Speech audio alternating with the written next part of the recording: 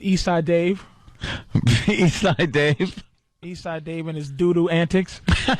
You don't like that? Just doo-doo everywhere. You don't like that at all? That shut you. Oh, that did shut you up. Oh, that was the last time you heard him. Speaking of Eastside Dave, his master is on the phone to wish Anthony a very happy birthday. Oh, ladies and gentlemen, it's the great Ronnie B. Ronnie. Happy birthday, Anthony. Thank you, Mr. Bennington. It's an honor to have you on the phone and speak to you on this day before my real birthday. But you are the master of the airwaves, sir. Connie Chung and I just think that you're fantastic. Oh, wait a minute. Oh, it's Maury's back.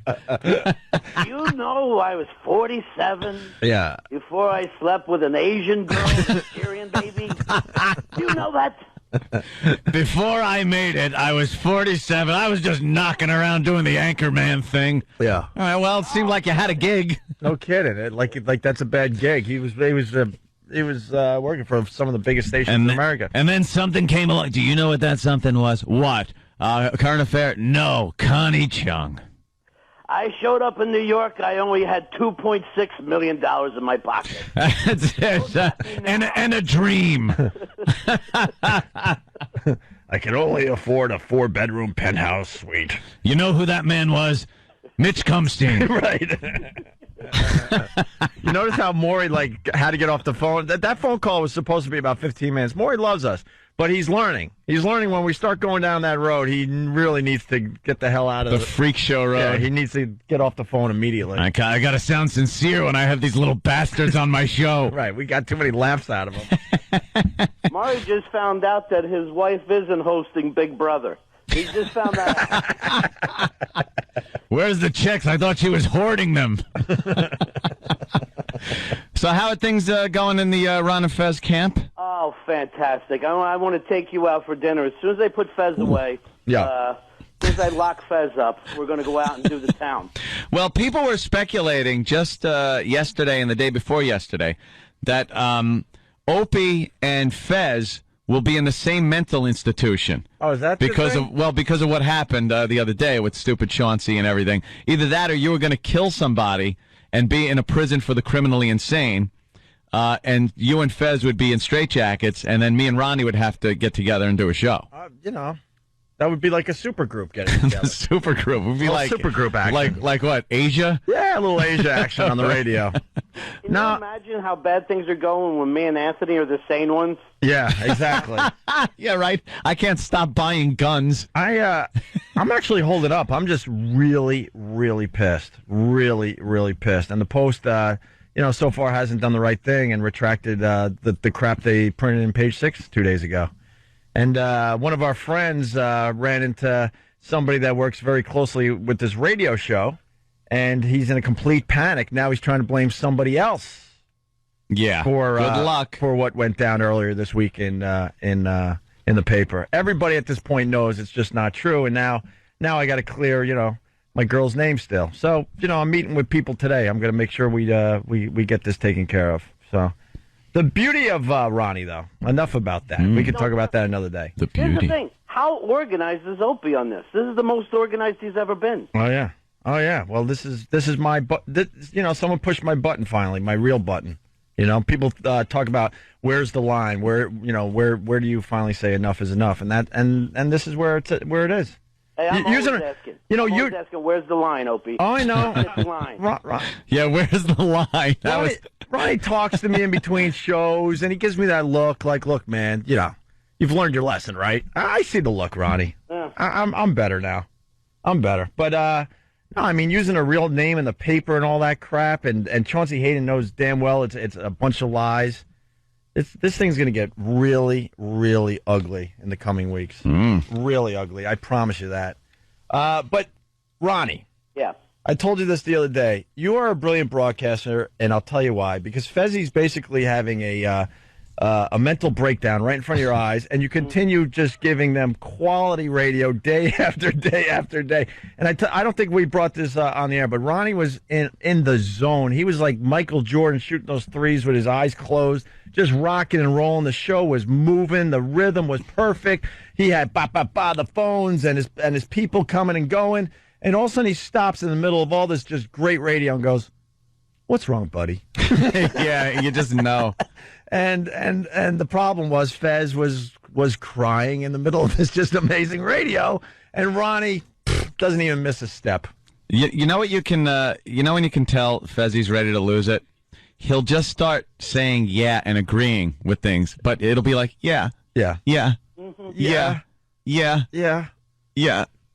It's one of my favorite things when I listen to Ron and Fez. And it's horrible. No, not that. That's kind of, it's very uncomfortable, and we feel bad for what Fezzi's going through personally, absolutely. But my favorite part about that is when Ronnie, goes into, what's wrong, buddy? Yeah. And then has to comfort his The show just kind of goes, all right, what's the matter, pal? Yeah, what's the matter? I just see it as like the latest character that he's doing. You know? Is that how you deal with it? Hey, look, Crazy Man's here. How are you? Hey, let's bring Crazy Man on. You just have little music to play when he starts. I'm just waiting for Ron to go to Fez. You do realize that we're in the middle of our exclusive interview with Obama. Right. This couldn't wait. Yeah. And then I'm be like, geez, I don't know where we go when we die, Fez. That is scary. Everything he wants to know is unanswerable. Yeah. You know? What does God want from us? I don't know, Fezzy. He's trying to make it to the next break. Yes. He has thoughts. He has thoughts of an 8-year-old. Right. Like, when did that happen? Like, when you first realize you're going to die, and it's around 8, 9, it really freaks you Start freaking out a little bit. But it's happened to Fezzy, and it's safe to say he's a bit older than 8. Probably 40-flourf. He's 40-flourf himself. But I'd just rather it happens on the air than like 3 o'clock in the morning, like it does the rest of the time. oh, Jesus, what, do you get the phone call? Yeah, sure. Ronnie? It's what I call fear comes to Roosevelt Island. Yeah, maybe he should live on a less depressing island or place. That island it stinks. Right. Roosevelt Island. Well, you know, that used to be a mental institution. Yeah, he must just feel compelled to go there like a salmon going upstream. He just feels he should be in a place where lunatics used to be. That would be the saddest thing ever. It's not even his choice. Hey, Ronnie, this side of the show has no idea. You did a whole interview with Mary Lou Henner, and wasn't Fez crying throughout the whole interview? And the whole interview was basically her talking about his therapy and medications. Right, and like he was just, immediately she was Mary Lou mommy to him. Like, you can help me, and at one point, and I'm like not even paying attention because this happens on a daily basis. Right. He just wants to believe that the new person is going to be the one that helps. Right. So, like she says, I'm like, honey, you ain't going to see him again. I got to live with this. You build him up like this. Nothing's going to happen. You were on Taxi. Stop acting like you can help people. Poor bastard, man. Absolutely. I don't know. Absolutely. Can you believe the gall of somebody who writes a self-help book, though? Like, I know so much now, I'm going to help the whole world with their problems. Yeah. Yeah. That is a ballsy move. It is. It's amazing. And then all the stuff is like, make sure you get up early and walk. It's like, come on. Yeah, it's stupid. Nuts. It's stupid stuff that just doesn't seem to really work. Yeah. For anybody else. I like to take vegetables, put them on an orange rind, and call it a pizza. That keeps my energy up. Shut up, Mary Lou. Looks like you had a good time with her, Ronnie. What are you going to do? Yeah, you know. So. All right, boys. I just want to say happy birthday to Ant. Thank you, sir. Doing a little party this weekend, Ant? Yeah, apparently there's a shindig tomorrow night. All right, I'm going to show up with a package. We're going to have one last run like the old days. Like the old days? Are you announcing the spot, Ant, or not really? I don't know. It's on the whack bag. I know that. Okay. It's on there. Keith the Cop is taking care of the whole thing, but I'm sure he'll watch the bathroom door for us, Ronnie, while we put a few out on the back of the toilet.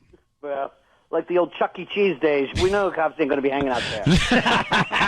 God damn, Ronnie. A couple of bumps and sit in front of the ball pit and relax. Yeah.